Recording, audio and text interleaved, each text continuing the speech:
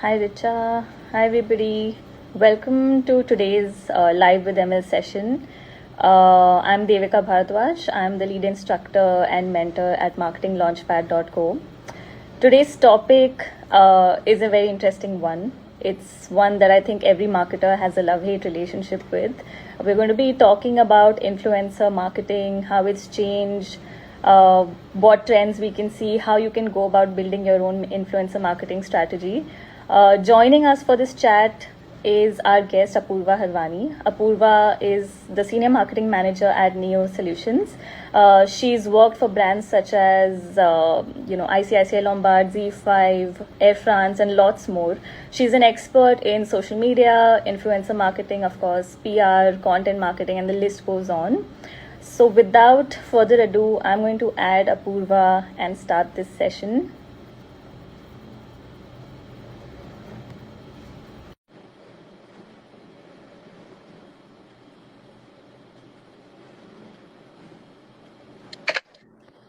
Hi, Apurva. Hi. Hi. Thank you for joining us again. Again, yes. I think last time I promised everybody that we will do a session on influencer marketing. So here Yeah, it so is. here we are. Much. And it's And a I think very we also get a lot of DMs and stuff asking us, I think, on the page, asking us to do something on influencer marketing. And I think everybody is just too curious to know what is just happening and how they can go about the whole thing. exactly. And I mean, given how much it's growing and everything, I mean, we can't not talk about it. So let's start off with that, right? I mean, influencer marketing started off as something. Now we have a whole creator economy, like, everybody's referring to it. It's a $1 billion industry and growing. So how do you think it's evolved? How did we get here? How the industry has grown? Your thoughts just to start off today's session. I think, like it or hate it, it has become the most important media vehicle, right?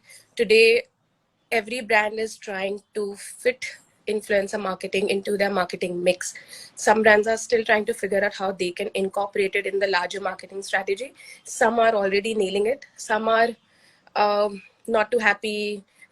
People are still, like, brands are still, it's so new. I mean, even though having consumed hours and hours of content ourselves from influencers, I would still say it's relatively new, and it's just going to, I think this is just, I don't even think the peak is here yet. I think it's just started.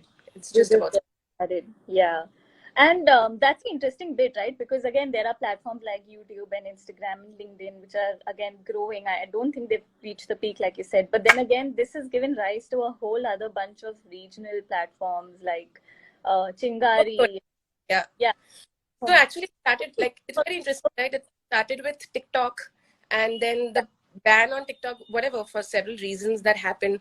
After that sort of happened, we saw like the whole birth of homegrown apps, Mods, Chingari, Takatak, and then the numbers still run up in like millions for each video. Instagram also adapted to it, and then you saw the whole content economy, like content creator economy, shift towards Instagram. And now Instagram itself is changing its algorithms so much to enable creators, to give like creators the best reach possible, to make them the most discoverable. So I think all the platforms efforts also is really telling of where the whole thing is going. So I think that's pretty encouraging for creators and brands also, because if right now you've figured out your way to sort of maneuver this whole thing, I think in like the next year or two you will be like at a better position. Yeah. And I mean, we were talking about this, right? Like how Meta hosted that, the creator event, and how these platforms are actually building tools so that brands and influencers can get in touch with each other. It's a more transparent economy because it is one in itself. And so many changes are happening on the platform itself that I think, I mean, we'll find out how it goes. But again, like we have a lot of mentees who are small business owners and homepreneurs. But like, okay, we can't afford an agency or we don't have big budgets. So how would you advise somebody? How should they get started on an influencer marketing strategy, or how should they just approach this whole piece? I think just to sort of dial back a bit, like the pandemic, okay, pandemic I think was a great enabler for the content creator economy. So many, I mean, there are about 2 million content creators in India, and it's just about increasing every single day. People are finding the people who have the slightest inclination are trying their way to do like cooking videos, fashion videos, beauty videos. Some people want to be on this side, the other people want to be on that side. Some people want to be brands and agencies. So everybody wants to, it's like a pie. Everybody does Yeah. want it. People are just figuring out which bite to take out of it. So I think for small businesses, start slow, I guess. I think that is like, because you should do a pilot and see whether is it for your brand, not for your brand, how can you go about it, how much money should you, how much budget should you allocate to it. So just start it as an experiment, start it as a pilot, start small, start with small creators, because I think micro influencers, nano influencers are really like the dark horse of this entire game, because the big ones you already see at on Coffee with Karan, and now at Paris and Milan Fashion Week. I mean, that is incredible for India, for like Masoom Minawala, Komal Pandey to be on those platforms representing India. I think it's just a it goes to say something very, very massive. And even on Coffee with Karan, which is a very celebrity-led show, you have content creators who made it to the finale. I think Influencers it's, are the celebrities, and yeah, yeah, influencer replacement. Yeah. There is a lot that's been said about influencer replacing celebrities. Forbes did an entire article about influencers eating into celebrity endorsements and stuff like that and replacing them. So now you'll see that all the big brands, mid-sized brands, they're still endorsed by bigger celebrities, but their entire social presence is pumped up by influencers. So you will still see Amitabh, Shah Rukh, and all your legendary actors and celebrities still endorsing big brands, but all these brands on social are pumped up by influencers, are given that entire outreach happens on through yeah. influence. That's how powerful I think that medium has become. Yeah. So, for the uninitiated, right, let's talk about what type of influencers there are, because again, there is somebody, like you said, who's like a celebrity level influencer who's on Coffee with Karan, but then there's your average Joe who's making videos from home, but again, reaching out to a dedicated, loyal audience. So let's talk about the type of influencers and also the kind of deals we can do with them, right? There's barter, there's paid, like there's a lot of different things Yeah. do. So let's talk about that. Although if ASCI was here, they would say that paid partnership it is, and you can't do anything without paid partnership. And I think those kind of guidelines are really needed for this ecosystem, right? Because you didn't have them a couple of years ago, but right now ASCI has put up the whole structure to paid partnership tags and promote, uh, all those hashtags to use. I think that makes a lot more sense to have, because it gives authenticity to the content creators piece also, and to the brand also, because it's no more, it can't go under the garb of organic anymore, and like Yeah. organic posts not a thing in influencer marketing. So, so cool. So, I mean, I'm just going to add to that for the general audience that again there are categories of influencers. So there's something that in the industry you'll often refer to as category A, category B, depending on Yeah, the there's number of yeah, no micro, nano, micro, the large influencers, then A plus and celebrities. I think there is like a yeah, whole spectrum. So you can really shop and see what kind of combinations you want to do and what really suits your budget, and just find your way along it. yeah, yeah. So I think step one is to figure out what kind of influencer you want to work with. Yeah. What's their reach, what type of content they make. Again, what kind of engagement do they enjoy, views and all of that, right? So that I think would be a good starting point. For any, let's say, marketing manager or a freelancer or a business owner. Um, But let's on a very note, like for evolved brands, I think vanity metrics, I think we've left that behind. Reach, Yeah, impression, reach is of course the main thing, but today people also look at engagement rates, the credibility score. They also look at what your demographic reach is, what your geographic reach is. Some brands even go to, like, I have a couple of friends working at really big brands, and they see that, which is a great perspective. Like, even I didn't think of it like that. They say that you should also go and see what other brands they endorse. You should also go and see their political views, are left, right, like what do they write about, what social causes they stand for, because end of the day they're representing your brand. So you want to be really, really sure of who stands for it, and if, like, there has yeah. to be like a whole lot of credibility. Yeah, a long-term vision actually, because like you said, they are representing your brand, and Yeah, God forbid there is some controversial topic, and essentially you take a hit, and that happened with I think Wald, which is a yeah. crypto startup. Uh, I mean, for And I the another, influencers who, yeah. So yeah, I mean that is a best case or a worst case example of what not to do or how to do your due diligence as an influencer, as a brand, from both sides of the spectrum. So yeah, so that is something that I think everybody needs to kind of keep an eye out for. I think a lot of people struggle with again keeping the whole agency or middleman equation out of the picture. Is that how do we reach out to influencers, right? And again, like we've spoken to a lot of freelancers, homepreneurs, like people who have a small candle business or bakery or anything, right? Small handmade clothing, homegrown brands essentially, who kind of struggle. Okay, how do we reach out to these guys? So do you have any suggestions on how they can do that, how to reach out to influencers, how to talk to them, pitch to them? So any tips there? you can reach out to creators individually, and more often than not they will respond to you, because creators also are looking to associate with brands that also fits their persona, right? Today, Yeah. when small brands, homegrown brands reach out to influencers, I think it goes both ways, because I think the interest is mutual these days. So you just have to see what you're asking for. I think if there's a match, then I don't think, depending on the availability and the whole lot of logistics that will happen in, but I think you can also approach influencers independently. And of course, agencies is a very ideal route for bigger brands, mid-sized brands, because agencies come with that expertise. Today, there are agencies that are just catering to the creator economy and enabling that gap. So ideal way is to do it through agencies, because they are the experts. They know how to, what kind of messaging to be put out, how you can define the whole structure of your content. But even if you want to do it individually, you can maybe just DM them and just see if there's an interest, if there's a mutual interest. Yeah. So cool. I mean, on that note, we spoke about impressions, metrics, and how to reach out to them.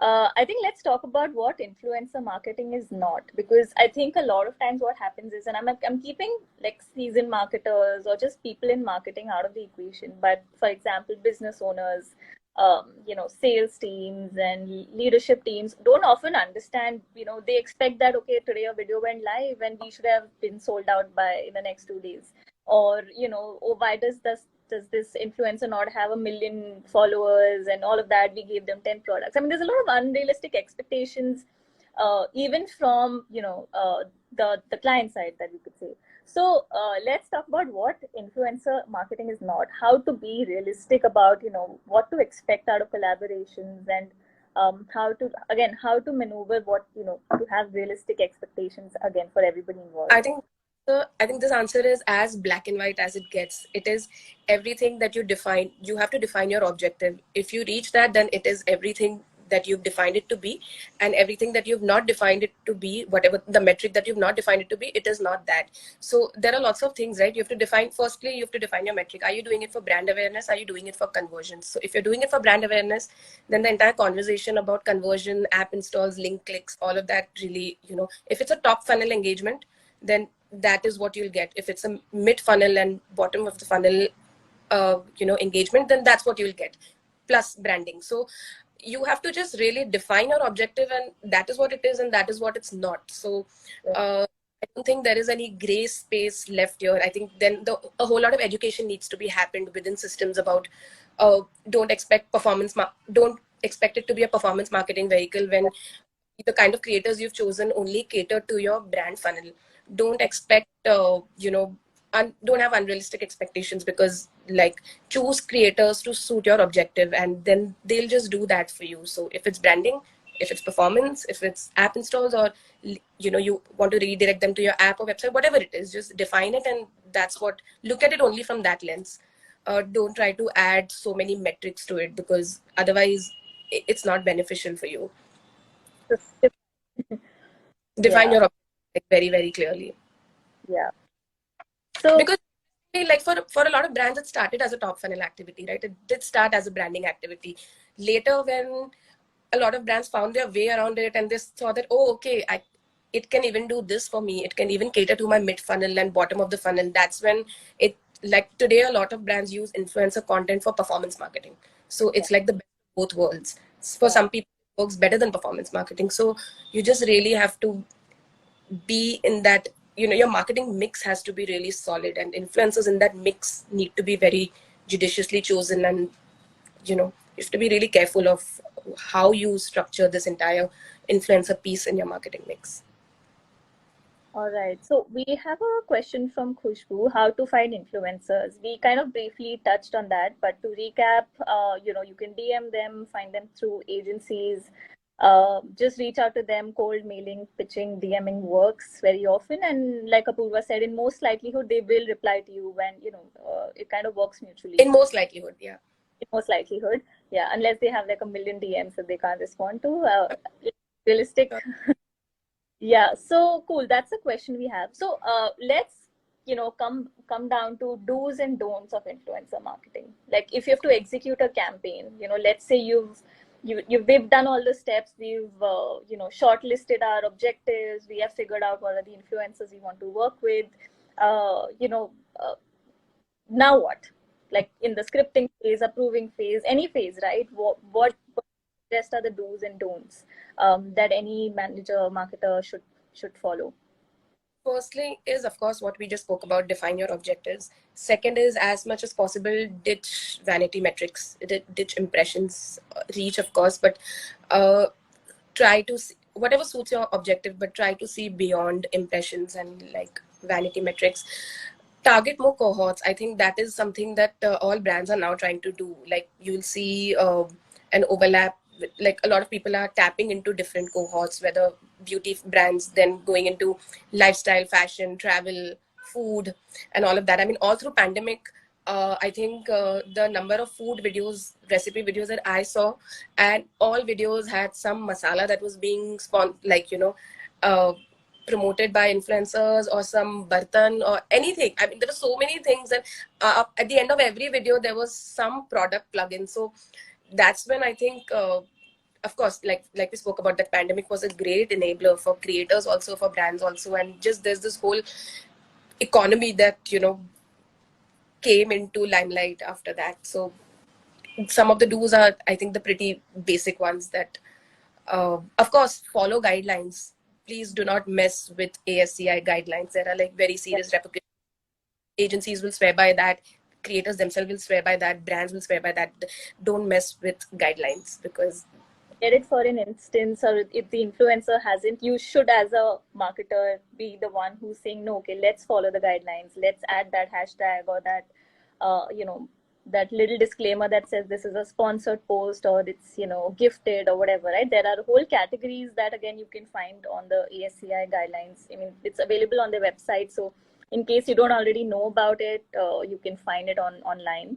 But yeah, so that's, one of the biggest things actually you should do is that don't try to plug in your brand into the creator's style. Let them stay true and authentic to their style, because that is when the inherent followers will buy into what you're trying to sell. That's when the story becomes a lot more believable, even though they know it's a promoted post, even though they know it's a paid partnership. But the way they tell the story, and without losing their authenticity and their essence and their style, don't try to change their style. Because like there is a lot of you know a lot of brands try to change the style because they want to push their don't, brand so much, and then they want to make it very, very sellable.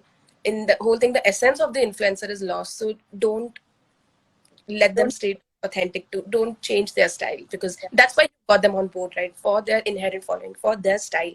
So just let that authenticity rest. All right. So let's just look at the comments. So Mayur's added, don't forget the fiduciary duty and responsibility that every influencer has, especially when providing content on sensitive topics like Yeah, financing. yeah. Uh, true. Again, like the World example we discussed, or there are again brands that were, under the scanner for, sorry, influencers under the scanner for giving, not very reliable fitness or health tips. Again, somebody's health is at stake. So And I think a lot of creators are now cognizant of that fact. They know the kind of responsibility that they shoulder. They know what's at stake. They know how authentic they need to be for their followers. In fact, to an extent that creators are now refusing to work with brands that they don't identify with. They're going ahead and doing their own bit of research. They're looking at reviews. They're looking at what people are talking about. They're going and searching on communities what's been spoken about the brand, and then taking on brand, which is a great approach, because so many, and then they have the right to refuse or accept to partner with that brand. So that procedure, I think it greatly benefits the creator also, the brand also, and the people consuming content also. So uh, influencers now know what's at stake, what they're putting out is very, very crucial and is influencing so many decisions. So which is the whole point of influencer marketing. They know how much influence is happening. So, do they still have that kind of hold? I mean, for example, like I know that there are, some fashion bloggers or influencers who at one point could manage to sell out like a brand's complete stock. Does that happen even now? Like, except, I mean, in general, I'm generalizing at this point. Are we as consumers, are people, as just people consuming content, and there's so much of it, right? Are we still being influenced by just thousands and millions of content creators out there? Do you think that effect still lasts? I think we still are, because maybe we'll not click on that swipe up while watching that video, but eventually, if like that happens to me all the time, I discover so many homegrown labels, fashion labels, food brands, vegan brands, gluten-free brands, and pasta brands, and I'm just like, I may not swipe up and buy it right then, but somewhere it's in my memory, and somewhere I'll go back, look at the video, go to the app store or go to Amazon, order it. So I think it's all about finding that video at the right time when you needed it, and like it just, that product stays with you if it's done very well. And if somehow you have a need for it, I think you will totally give into that story. Right. Uh, all right. So on that note, do you think it's a bubble? Is it going to die? I mean, everybody's about, okay, it's $1 billion industry already, and it might grow. It is growing, but again, there are two sides to every coin. So, do you think this bubble will last? Most discussed question between brands, agencies, people, content creators, everybody. It is, I don't think it's a bubble. Looking at the way Meta and YouTube and everybody's, all the platforms support it, and looking at just the sheer power of it, I don't think it's a bubble. I don't think it will die. I think it will transform into something else. Maybe the way content is put out will change. Maybe it will, I don't know, there's Web3. There are so many things that are happening. Like 10 years ago, we didn't think that we'll be doing an Instagram live, right? Here Yeah. we are. There are so many things that keep changing on digital that it's not going to, I don't think it's a bubble. I personally do not think it's a bubble. It's become too powerful a media vehicle to be a bubble, I think.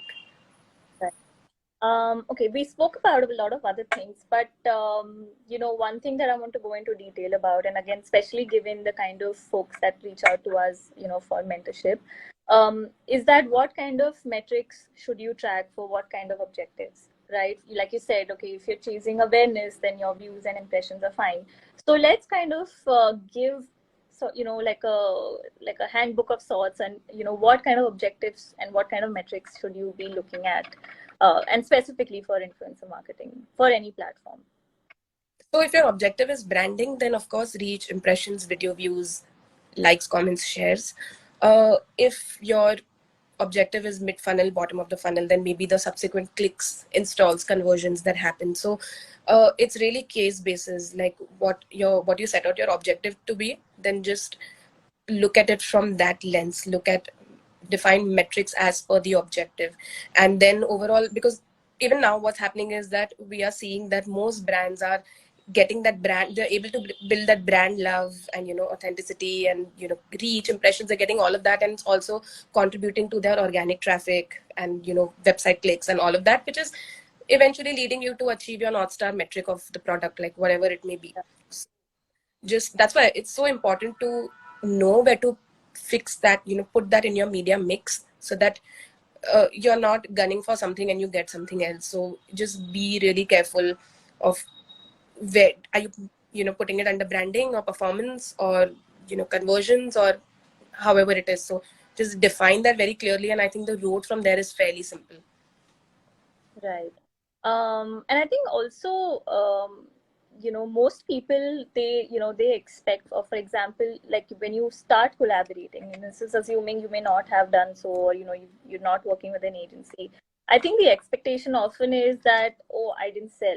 Your bottom line is not the only result you should be chasing when, you start working with influencers anywhere on any platform, right? So I think what I would like to add to that kind of is that, when you start, look, work with probably work or experiment, with a bunch of influencers, see what's working.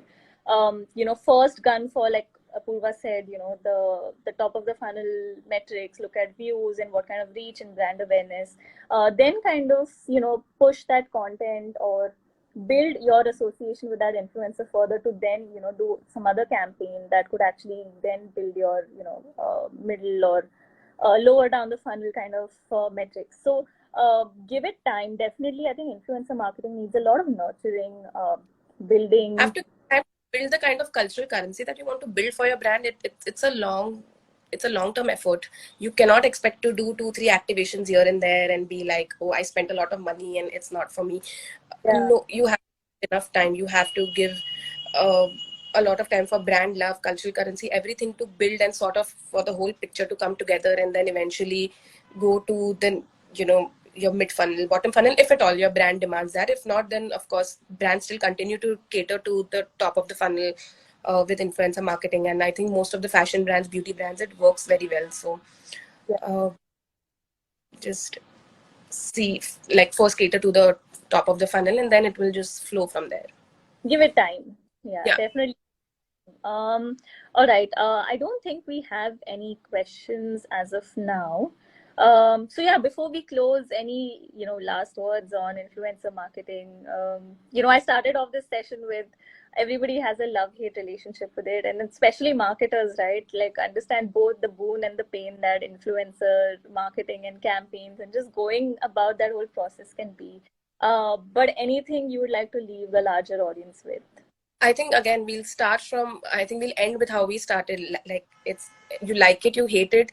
People on an average are spending 2 hours on social media networks. You are on if that's Instagram, like half of it is Instagram, then you're watching each video according to Meta. You're watching it only for 3 to 4 seconds.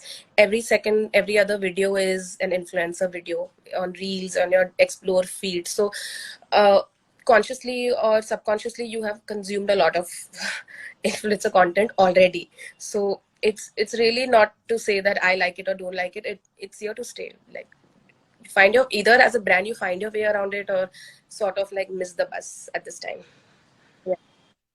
All right. I And think. especially for consumers, I think there is no way out of it, because Instagram also recently said that they are changing the entire algorithm to suit creators, to make micro influencer content a lot more discoverable. So it's going to be all over your feed, like more than ever, like now more than ever, and it's just going to continue like I that. mean, there's in the US and I think some other regions where, I mean, there's literally a form that brands can fill and get information, get access to the creator's dashboard and things like that. Yeah, So, I it's a think great way tools. to, Yeah, there are still tools that are available in the market, and I think using them is also like a great practice, because it gives you a whole lot of scores, credibility scores, demographics, and things that you should be looking at very, very closely.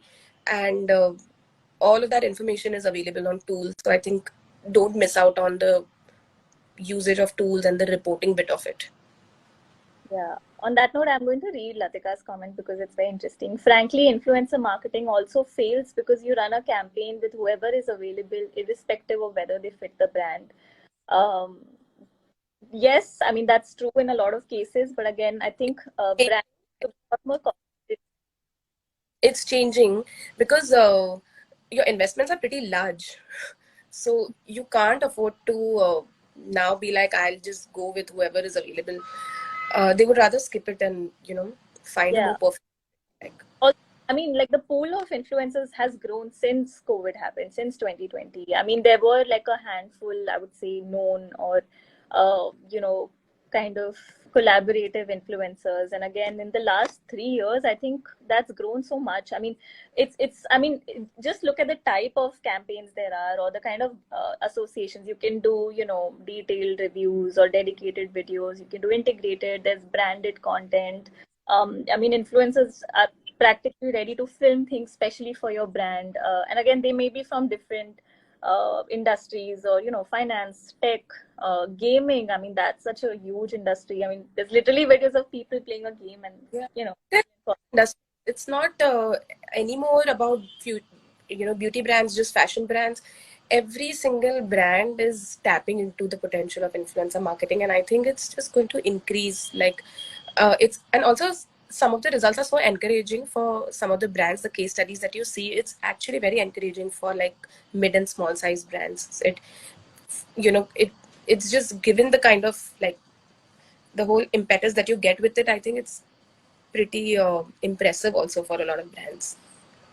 There are like very successful studies.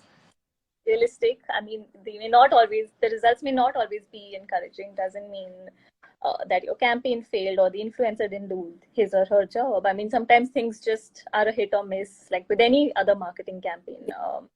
And I mean, a lot more. I mean, there's a lot more human involvement. So I think patience is also key when working on these kind of campaigns. Um, And it's a very difficult job. Like all said and done, everybody passes all kinds of judgments, but it's a very, very difficult job, any kind of content to be created. And then you have to work on making it, available to people, reaching out to your relevant, adding follow. It's a whole lot of effort. It's become a full-time job for so many people now. People yeah. first started it as like a part-time, along with their jobs. They would, Social media manager's job, actually. I mean, it's yeah, just a small piece of their KPI that yeah. is going into a full-fledged role, and teams and agencies and whatnot. And the effort is massive because I do happen to talk to some of the travel influencers, and the kind of stories they tell me, of course there are great travel stories, but the effort that goes into putting together a reel, it may just look like there are some effects and there is a nice audio, trending audio that's played, and you've just stitched it all together. There is like a crazy amount of effort that's gone into filming this thing to put together into a reel. There's like hours and hours of footage that they sift through and then compile it into a 60-seconder or a 45-seconder. So you can't take that credit away from them. That it's a very difficult job. Do that. So I think take what you can, but hate it, love it. You have to respect it, give it a chance. Yeah. And on that note, we will wind up our session today. Thank you so much, Apurva. Again, this was, I think we were dying to kind of talk about influencer marketing, and it's one of And our. also, I think we were just like, okay, let's get down to it and really talk to people about what they really want to know. Exactly, because it's such an important part of what everybody's doing in marketing these days. But thank you so much for being part of our live sessions again. To the next one. Yes, figure out what the next one. But Yes. thank you for having me. I think it's always a great session to be here. I think it's always nice to be here. Thank you so much. And for everybody who's joined in now, later, is going to watch this later, you can also get mentored by Apurva on marketinglaunchpad.co. She's a great mentor. You can talk to her about content marketing, social media, influencer, PR, honestly, just everything under the sun on digital marketing. Thanks, everybody, for all of the comments, and have a great weekend. Thanks, Apurva. Bye. Thanks. Bye.